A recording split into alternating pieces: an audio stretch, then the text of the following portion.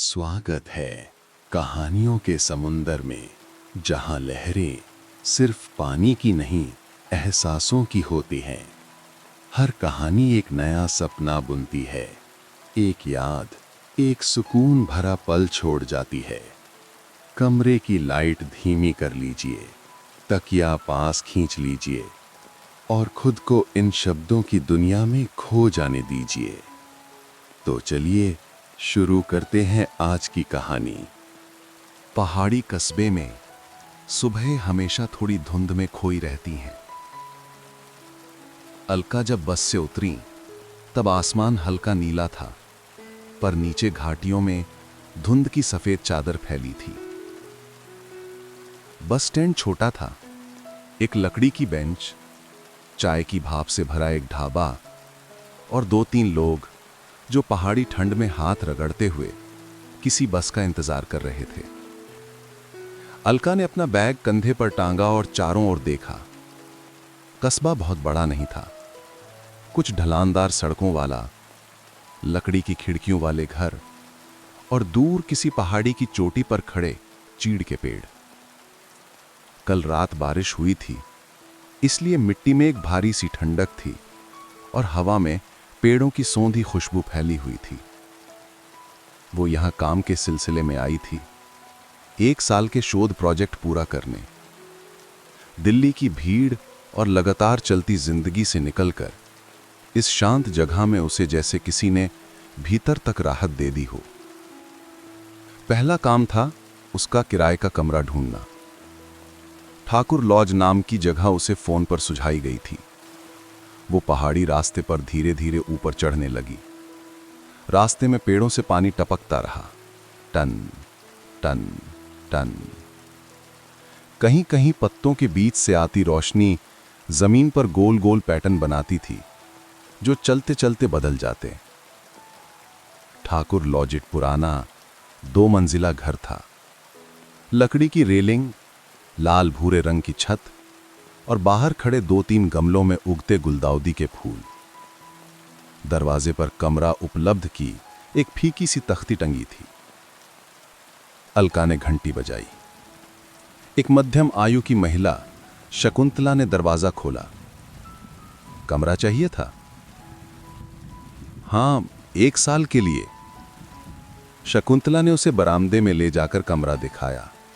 एक लकड़ी का पुराना बिस्तर, खिड़की से नीचे फैली घाटी का शांत दृश्य और कमरे के एक कोने में रखी छोटी सी मेज, जिस पर नम हवा ने हल्की नमी जमा कर दी थी। अलका को कमरा पसंद आ गया। सामान रखते ही सबसे पहला काम उसने किया खिड़की खोलना। नीचे पूरी घाटी दिखती थी, हरे पेड़, छोटी छोटी छतें और धुंध में खोती पहाड़ी सड़क। एक हल्की सी हवा आई और उसके चेहरे को छूकर निकल गई। उसे लगा जैसे ये जगह उसे पहचान रही हो। दोपहर में उसने सोचा कि कस्बे का थोड़ा चक्कर लगाया जाए। रास्ता ढलान पर था, इसलिए नीचे उतरते समय हल्की फुर्ती लग रही थी। एक मोड़ पर पहुंचते ही उसने एक पुरानी सी बुक शॉप देखी। लकड़ी के पुराने बोर्ड पर लिखा था, गिरिराज बुक हाउस। दुकान का दरवाजा आधा खुला था और अंदर हल्की नारंगी रोशनी थी। शेल्फ पर रखी किताबों के बीच धूल की महीन परत और पुराने कागज की तीखी सी खुशबू। वो अंदर चली गई। काउंटर पर एक आदमी बैठा था, करीब 30-32 साल का।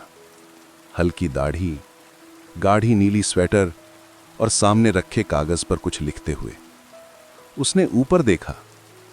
धुंधली रोशनी में उसकी आंखें बेहद शांत लगीं, जैसे इस कस्बे की हवा ने उनके भीतर भी कोई विस्तार बना दिया हो। पहली बार आई हैं? उसने धीमे स्वर में पूछा। हां, कल रात आई हूं। इस मौसम में कम लोग आते हैं। अलका ने चारों ओर देखा। पुरानी किताबें, कुछ पोस्ट कार्ड्स और दीवार पर टंगे पहाड़ों के हल्के से फीके पोस्टर। दुकान एक तरह का आश्रय सा लग रही थी। कौन सी किताब ढूंढ रही हैं? कुछ नहीं, बस ऐसे ही घूम रही थी। वो मुस्कुराया। ये दुकान घूमने वालों को पसंद आती है। अलका ने शेल्फ पर रखी किताबों को देखा। कुछ पहाड़ी किस्से, कुछ पुराने उपन्यास, कुछ यात्रा वृतांत। एक किताब उसने उठा ली, बारिश में पहाड़। कवर पर धुंध में खोती एक पगडंडी बनी थी। अच्छी है, दुकानदार ने कहा। धीमी है, बिल्कुल यहीं की तरह। अलका ने हल्की सी मुस्कान दी। जब वो किताब लेकर बाहर आई, हवा और ठंडी हो चुकी थी। दुकान के ऊपर लगे टीन शेड पर बारिश की कुछ बूंदें गिरने लगी थी, महीन लेकिन लगातार। उसने बाहर से दुकान को देखा। ये जगह उसके दिन का एक शांत हिस्सा बन सकती थी। वो वापस कमरे की ओर लौटने लगी। रास्ते में चाय की एक दुकान थी। लकड़ी का ढांचा, बाहर रखा गीठी का छोटा सा तंदूर और भाप में खोती चाय की महक। अलका ने एक कटोरी चाय ली और सड़क के किनारे खड़े पीपल के नीचे बैठ गई। बारिश की बूंदें पेड़ की पत्तियों पर गिरती रहती, एक कोमल, धीमा, लगभग संगीतमय लय। चाय पीते पीते उसने दो स्थानीय लोगों की आवाज सुनी। दोनों धीमे भारी स्वर में बात कर रहे थे। वो जवान, पता है, कल रात सीमा पर शहीद। अलका एक पल को ठिठक गई। शब्द हवा में कहीं मध्यम हो गए। ना आवाज बढ़ी, ना कोई भावुकता, बस एक साधारण सी जानकारी, जैसे पहाड़ी मौसम में अचानक तापमान गिर जाए। एक जवान, शहीद, कस्बे के ही किसी घर का बेटा शायद। यहां इस तरह की खबरें दूर नहीं लगती, पहाड़ सबको पास ले आते हैं। हवा अचानक थोड़ी ठंडी लगने लगी। अलका ने चाय खत्म की और धीरे से उठकर अपने कमरे की तरफ चल पड़ी। कमरे में पहुंचकर उसने किताब खोली, पर शब्दों के बीच उसकी दृष्टि घूमती रही। कस्बा पहले जैसा लगा, पर भीतर कहीं एक हल्की सी खाली जगह बन गई थी। कहानियां कभी कभी ऐसे ही शुरू होती हैं, धुंध, बारिश और किसी दूर से आती खबर के साथ। अलका खिड़की के पास जाकर खड़ी हो गई। नीचे घाटी में नमी फैली थी। चीड़ के पेड़ दूर किसी सिहरन में हिल रहे थे और उसकी सांसें कुछ धीमी, कुछ भारी, पर भीतर से शांत। ये पहाड़ी कस्बा उसके भीतर उतरने लगा था, धीरे, चुपचाप। अगले दिन सुबह जब अलका उठी तो खिड़की के बाहर हल्की धुंध पहले से ज्यादा गहरी थी। चीड़ के पेड़ लगभग सफेद लिपटे हुए लग रहे थे, मानो किसी ने उनके चारों ओर रुई के बादल बांध दिए हों। दूर कहीं किसी पक्षी की धीमी पुकार इस शांत वातावरण में एक हल्का सा कंपन डालती थी, जो तुरंत ही मिट भी जाता। कमरे के अंदर हल्की ठंड थी। लकड़ी की दीवारों ने रात की नमी अपने भीतर समेट ली थी। अलका ने खिड़की खोली तो धुंध उसके चेहरे पर ऐसे लगी जैसे कोई बहुत मुलायम कपड़ा हल्का सा छू कर निकल जाए। नीचे घाटी अभी भी नींद में थी और कस्बे की सड़कों पर इक्का दुक्का लोग दिखाई दे रहे थे, अधिकतर पहाड़ी कोट पहने हुए। कल सुनाई गई खबर किसी जवान के शहीद होने की उसके मन में कहीं एक स्थिर बिंदु की तरह ठहर गई थी। ना तो उसे उसका नाम पता था, ना परिवार, ना ये कि वो किस घर से था, पर पहाड़ी कस्बों में किसी की भी खबर जल्दी अपनी लगने लगती है, क्योंकि ये जगहें दूरी नहीं रखती। यहाँ चाहे कोई कितना ही अजनबी क्यों ना हो, उसकी आवाज़, उसका चेहरा, उसकी चुप्पी, सब एक तरह की साझा हवा में घुल जाते हैं। अलका ने बैग उठाया और सोचा कि आज कस्बे की लाइब्रेरी जाकर कुछ काम कर ले। नीचे उतरते समय बरामदे में रखी लकड़ी की फर्श हल्का सा चरमराई। हर सुबह इस घर का यही संगीत था। सड़क पर आते ही उसने देखा कि बारिश फिर से शुरू हो गई थी। पहाड़ियों में बारिश कभी भी आ जाती है, कभी बादलों की अचानक फुसफुसाहट, कभी हवा की एक तेज लहर और मौसम बदल जाता है। उसने दुपट्टा सिर पर रखा और धीरे धीरे ढलान वाली सड़क पर चलने लगी। रास्ते भर धुंध उसके साथ चलती रही, कानों के पास, हाथों पर, बालों में। कभी कभी ऐसा लगता जैसे वो अकेले नहीं चल रही, बल्कि धुंध की कोई अदृश्य परत उसे रास्ता दिखा रही हो। लाइब्रेरी कस्बे के बीचों बीच थी, एक पुरानी इमारत जिसके ऊपर लाइब्रेरी बोर्ड के अक्षर हल्की नमी से धुंधले पड़े थे। अंदर लकड़ी की मेजें, पुरानी किताबें और खिड़कियों से आती एक शांत रोशनी, सब कुछ ऐसा जैसे समय यहाँ धीरे चलना पसंद करता हो। अलका मेज के कोने पर बैठकर अपने शोध के कागज फैलाने लगी, पर जल्दी ही ध्यान कहीं और भटक गया। बाहर बारिश की बूंदें कांच पर पड़ती थीं और धुंध खिड़की की चौखट पर थोड़ी देर के लिए बैठकर फिर धीरे से पिघल जाती। कुछ देर बाद उसे एहसास हुआ कि वो पन्ने नहीं पढ़ रही, बस हवा और बारिश की आवाज सुन रही है। वो उठी और सोचा कि बुक शॉप तक चली जाए। कल की किताब अब तक बैग में पड़ी थी, पर दुकानदार की शांत आंखें उसके मन में थीं, ऐसी आंखें जो जिज्ञासा नहीं जगाती पर किसी तरह का भरोसा दे जाती हैं। गिरिराज बुक हाउस पहुंची तो देखा दुकान आधी खुली थी। अंदर धुंध हल्की सी भराई थी और लकड़ी की शेल्फ पर पिछले दिन से ज्यादा नमी चमक रही थी। दुकानदार काउंटर पर चाय का कप लिए बैठा था। उसने अलका को आते देखा और सिर हिलाकर अभिवादन किया। आ गई आप? हाँ, सोचा कि आज जल्दी आऊं। मौसम इसकी वजह से भी। उसने बाहर इशारा किया। बारिश अब थोड़ी तेज हो चुकी थी। अलका ने पूछा, आप रोज इतनी धुंध में दुकान खोल लेते हैं? हाँ, यहाँ किताबें ही मौसम का हिस्सा बन जाती हैं। बारिश बोले, धूप बोले या हवा, इनके पन्ने सब कुछ सुन लेते हैं। उसकी आवाज में कोई खास ऊंच नीच नहीं थी, बस एक स्थिरता, जैसे पहाड़ का कोई टुकड़ा बोल रहा हो। अलका ने फिर पुस्तकालय के कोने में रखी छोटी सी मेज देखी, जहां 2 चाय के कप और पुरानी किताबें अक्सर पड़ी रहती थीं। अगर चाय पीनी हो तो मैं बनाकर दे दूं, पहाड़ी चाय में अदरक थोड़ा ज्यादा रहता है। अलका ने हाँ कहा। दुकानदार अंदर गया और कुछ ही मिनटों में दोनों के बीच भाप से भरा कप रख दिया। चाय की भाप अलका के चश्मे पर धुंध की तरह जम गई। उसने हल्का सा हंसकर उसे पोंछा तो दुकानदार मुस्कुरा दिया। कुछ देर दोनों चुपचाप बैठे रहे। दुकान के बाहर पानी की बूंदें तेजी से गिर रही थीं और अंदर एक हल्की लकड़ी की महक हवा में घूम रही थी। अचानक दुकान के ऊपर लगे टीन पर एक जोर की आवाज हुई, जैसे कोई पक्षी टूटे पंख से उड़ा हो। अलका चौंक कर उठी। खिड़की के पास जाकर देखा तो एक छोटा सा पक्षी बारिश में फंस गया था। पंख भीगे हुए थे और वो उड़ने की कोशिश में नीचे गिर पड़ा था। दुकानदार तुरंत बाहर गया, अलका भी उसके पीछे पीछे। पक्षी को उसने दोनों हाथों में बहुत सावधानी से उठाया, जैसे कोई नाजुक चीज हो। उसकी सांस हल्की थी, पर थी। शायद डर गया है या बारिश ने पंख भारी कर दिए हैं। दुकानदार ने कहा। वो पक्षी को दुकान के अंदर लाया और एक पुराने तौलिए में हल्के हल्के लपेट दिया। फिर उसे चूल्हे जैसी छोटी हीटर के पास रख दिया। अलका पास ही खड़ी थी। उसका मन अजीब सा भर आया। इतनी छोटी चीज भी हवा और बारिश के बीच इतनी असहाय हो जाती है और फिर भी जीने की कोशिश करती है। क्या ये उड़ पाएगा? हाँ, थोड़ी देर में। पहाड़ों में सब कुछ धीरे होता है, उड़ना भी और संभलना भी।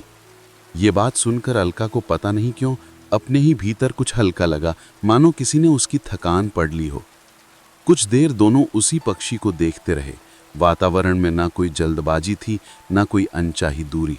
बस 2 लोग, एक दुकान, बारिश और एक भीगा हुआ परिंदा। तभी बाहर कस्बे की सड़क से कुछ आवाजें आईं। लोग धीमे धीमे बात कर रहे थे। अंदाजा हुआ कि शायद वही जवान जो शहीद हुआ था, उसके घर के पास कोई इकट्ठा हो रहा है।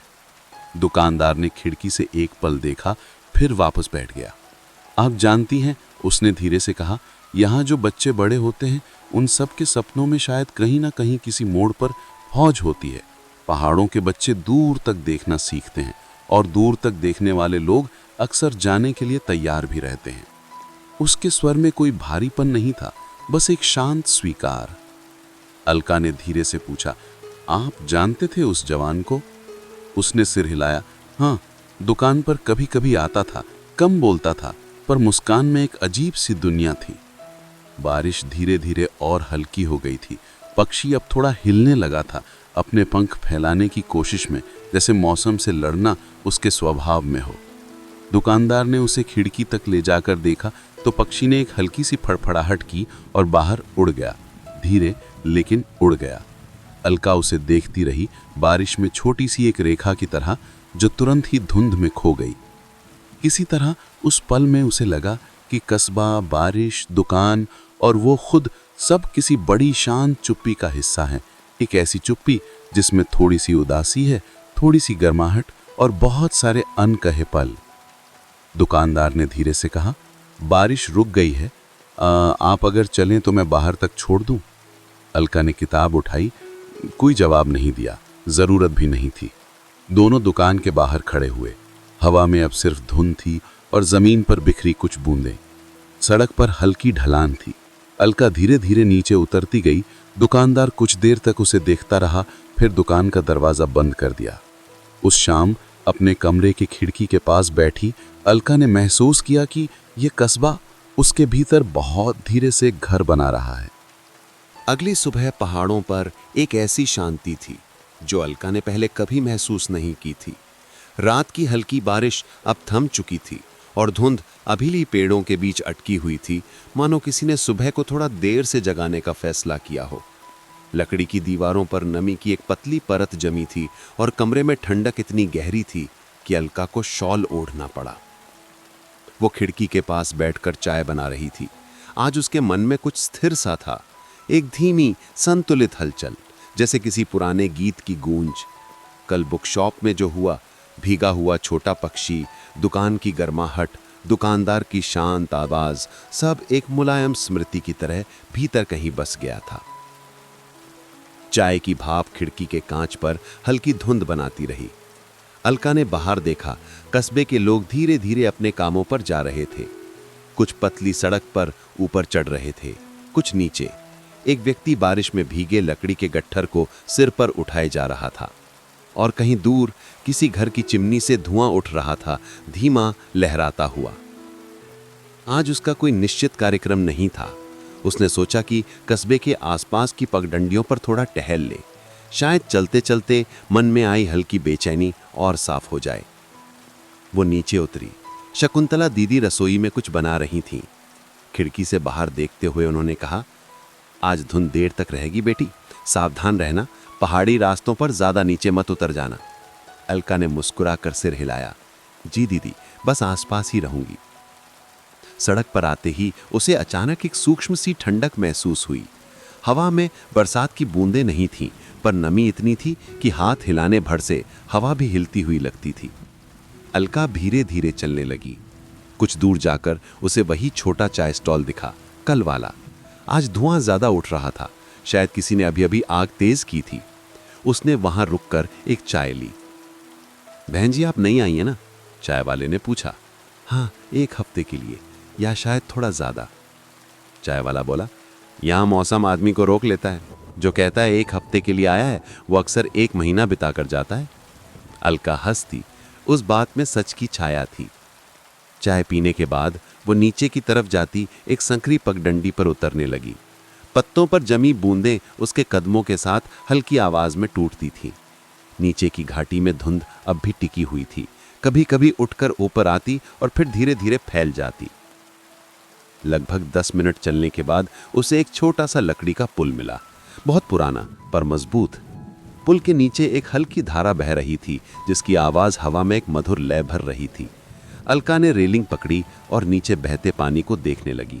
धारा शांत थी, मानो जल्दी ना हो कहीं पहुंचने की। कुछ देर बाद उसे पास में किसी के कदमों की आवाज महसूस हुई। धुंध में से दुकानदार उभरता दिखाई दिया, उसी नीले स्वेटर में, कंधे पर किताबों का छोटा बैग। अलका चौंक गई। आप यहां? वो मुस्कुराया। हाँ, कभी कभी इस रास्ते से जाता हूं। दुकान से पहले नदी के पास बैठने का मन था। दोनों पुल पर खड़े होकर धारा को देखते रहे। हवा में एक मुलायम ठंड थी। कुछ पल शब्दों की जरूरत नहीं पड़ी। अलका ने पूछा, कल वाला पक्षी ठीक होगा ना? हाँ, दुकानदार ने कहा, आज सुबह दुकान के ऊपर बैठा था। पहाड़ों में सब कुछ वापस आ जाता है, बस थोड़ा वक्त लगता है। अलका को यह बात अजीब सी राहत दे गई। पक्षी कितना छोटा था, पर उसे बचाना, उसे फिर उड़ते देखना, मानो उसका अपना मन भी हल्का हो गया हो। दुकानदार ने आगे पूछा, कल सुना जवान के बारे में? अलका ने धीमे से सिर हिलाया। चाय वाले से सुना था। आप उसे जानते थे? जानता था, पर बहुत नहीं। इस कस्बे में चेहरे कम हैं, पर कहानियां बहुत। हर घर का कोई ना कोई पहाड़ से बाहर गया हुआ है, कहीं पढ़ने, कहीं काम करने, कहीं सेवा में, और कभी कभी कोई वापस नहीं आता पर उसकी कहानी लौट आती है। उसने ये बात इतनी शांत आवाज में कही कि अलका को उसकी गहराई तुरंत महसूस हुई। न कोई बड़ा दुख, न कोई भारीपन, बस पहाड़ों की तरह स्थिर, धीमे और सच्चे शब्द।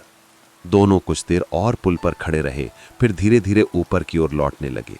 रास्ता हरा, गीला और हल्की धुंध में ढका था। चलते चलते दुकानदार ने पूछा, आप यहां कितने समय के लिए हैं? 1 साल शायद, अलका बोली। या जितना मन लगे। यहां मन रुक जाता है, कभी कभी बिना पूछे। दुकानदार की बातों में कोई कोशिश नहीं थी, बस एक सहज मधुरता जो अलका के भीतर कहीं उतरती जाती थी। जब दोनों कस्बे के बीच वाले चौराहे पर पहुंचे तो उसने कहा, मैं दुकान जा रहा हूं, यदि चाहें शाम को आ सकती हैं। यहां शामों में किताबें जीवन से ज्यादा जगी रहती हैं। अलका ने धीरे से सिर हिलाया। शायद आ जाऊं। शायद ये शब्द पहाड़ों में अपने आप एक निश्चितता बन जाता है। दोपहर होते होते धुंध कुछ हटी, पर हल्की बारिश फिर शुरू हो गई। अलका ने सोचा कि कुछ समय कमरे में बैठकर लिखे। खिड़की खोली। बाहर बारिश की पतली परत से छतें चमक रही थीं। पर कुछ देर बाद उसका मन फिर से बेचैन होने लगा। वो किताब लेकर बुक शॉप की ओर चली। दुकान आज पहले से थोड़ी ज्यादा भरी हुई थी। शायद बाहर की ठंड से बचने के लिए लोग अंदर आ गए थे। दुकानदार काउंटर के पीछे बैठा था। धीमी रोशनी में उसकी आकृति लगभग किसी पुराने चित्र जैसी लगती थी। अलका अंदर आई तो उसने हल्की मुस्कान से स्वागत किया। उसने कोने में बैठने का इशारा किया। वहां एक छोटा सा स्टूल और एक तपा हुआ हीटर रखा था। अलका बैठ गई। दुकान में एक अद्भुत शांति थी। पन्नों का सरकना, लकड़ी की गंध और बाहर लगातार गिरती हुई बारिश। कुछ देर बाद दुकानदार उसके पास आकर बैठ गया। हाथ में एक छोटा सा नोटपैड था। काम कर रही थी, कोशिश कर रही थी, पर यहां बैठकर बस हवा सुनने का मन होता है। यहां की हवा सुनना भी एक काम है, दुकानदार ने धीमे से कहा। दोनों हल्का सा मुस्कुराए।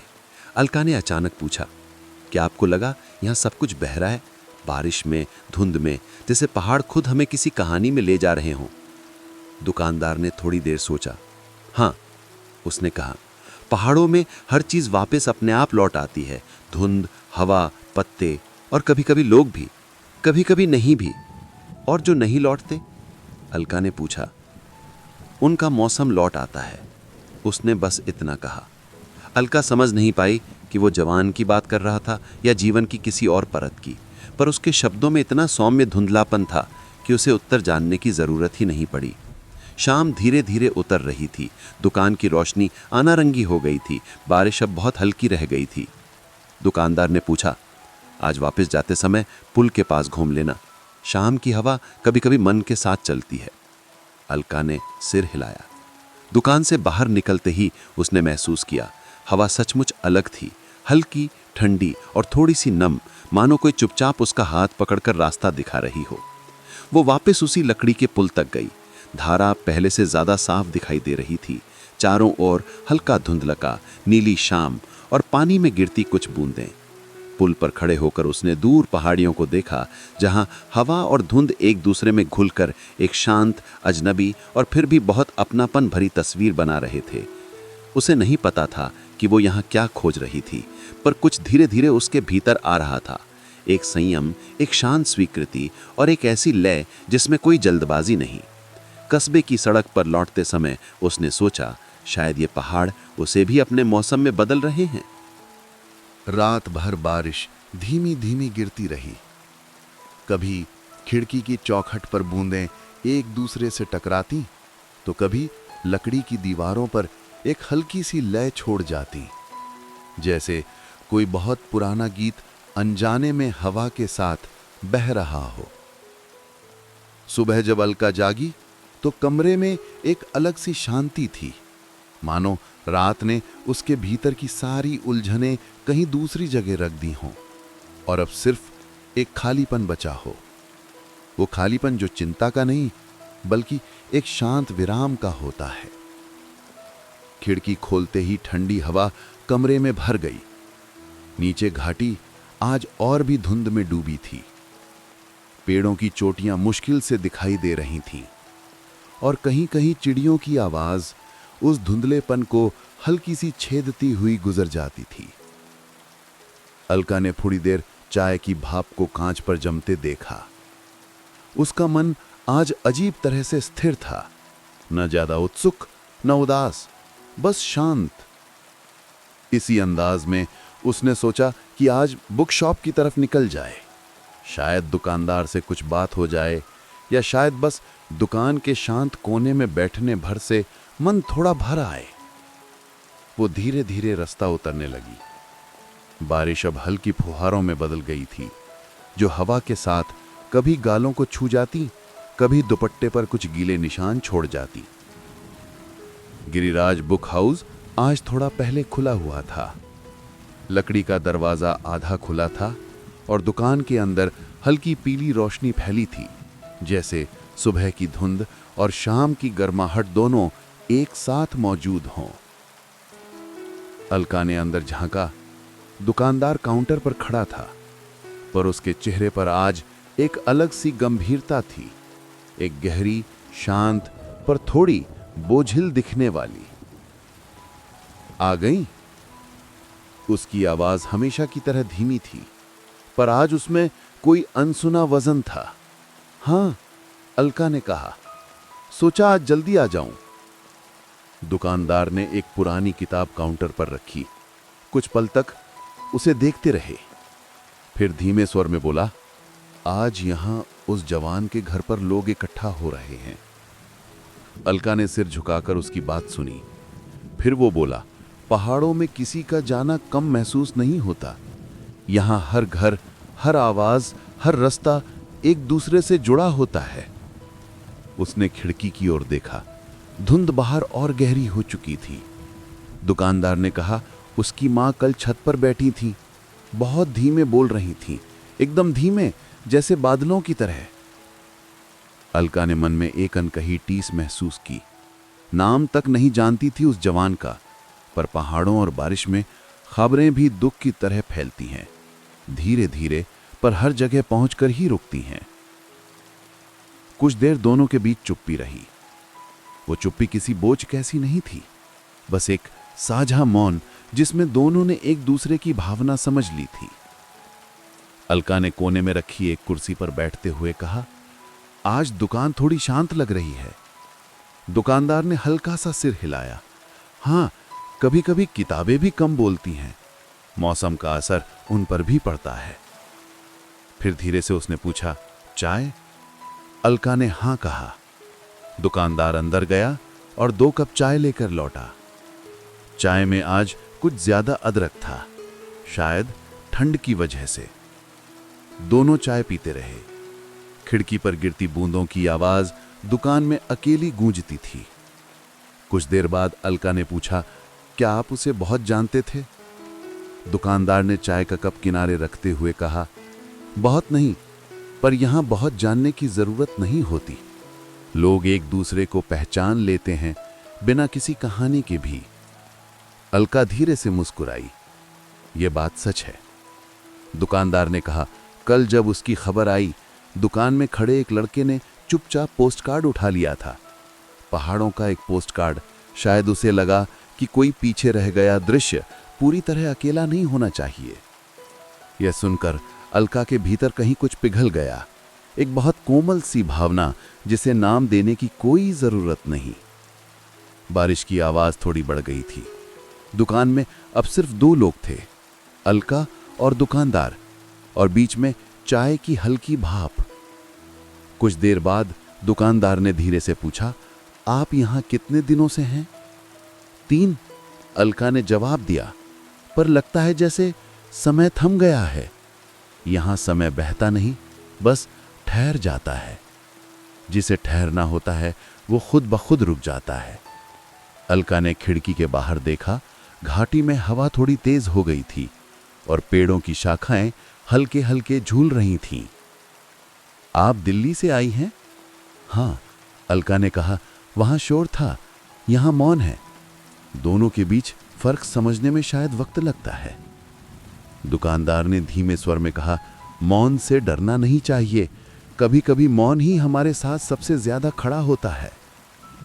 अलका को यह बात अपने भीतर महसूस हुई, जैसे धुंध में चलते हुए अचानक रास्ता दिखने लगे। शाम ढलने लगी थी। दुकान में रोशनी और गर्म हो गई थी। अलका उठकर चलने लगी। दुकानदारों से बाहर तक छोड़ने आया। दरवाजे पर खड़े होकर उसने कहा, आज शाम हवा थोड़ी भारी होगी, अगर मन हो तो नदी के पास बैठ आना। वहां शोर नहीं, बस पानी की आवाज होती है। कभी कभी वो भी बहुत बातें कर जाती है। अलका ने सिर हिलाया। उसके शब्द सुनकर मन में एक सुर सा उभरा। धुंध में धीरे धीरे चलती हुई वो पुल की ओर बढ़ी। बारिश अब लगभग बंद हो गई थी। नीचे धारा कल की तुलना में थोड़ा तेज बह रही थी, मानो मौसम ने उसका भी मन हिला दिया हो। अलका पुल की रेलिंग पकड़कर खड़ी हो गई। पानी की आवाज सुनते सुनते उसकी सांसें धीमी हो गईं। वो शोर नहीं, वो एक संवाद था। कुछ देर बाद हवा में ठंडक बढ़ी। धुंध ऊपर उठने लगी और कुछ पलों के लिए घाटी की झलक साफ हुई, जैसे किसी ने पर्दा हटा दिया हो। उस क्षण उसे समझ आया कि किसी जगह के साथ जुड़ना ना कोई फैसला होता है, ना कोई योजना, वो बस धीरे धीरे बिना बताए होता चला जाता है। वो पुल पर थोड़ी देर और खड़ी रही, फिर धीरे धीरे शांत कदमों से वापस अपने कमरे की ओर चली। कमरे में पहुंचकर उसने खिड़की खोली।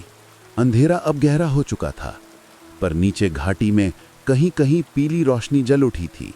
छोटे छोटे घर जो अपने अपने मौन में डूबे हुए थे। अलका ने कमरे की लाइट बंद कर दी। हल्की हवा अंदर आई। बाहर रात उतनी ही शांत थी जितना उसके मन का कोई कोना। और उसने महसूस किया कि ये कस्बा, ये बारिश, ये मौन और ये धीमे धीमे बदलता मौसम उसके भीतर कहीं बहुत गहराई में नरमी से जगह बना रहा है। जैसे धुंध धीरे धीरे उतरती है और हर चीज को अपने रंग में ढक लेती है। और बस यूं ही एक और लहर ने अपनी कहानी कह दी। अगर ये कहानी दिल को छू गई हो तो कहानियों के समुंदर को सब्सक्राइब कीजिए और अगली लहर का इंतजार कीजिए, क्योंकि हर रात एक नई कहानी लेकर आती है। हाँ, शुभ रात्रि।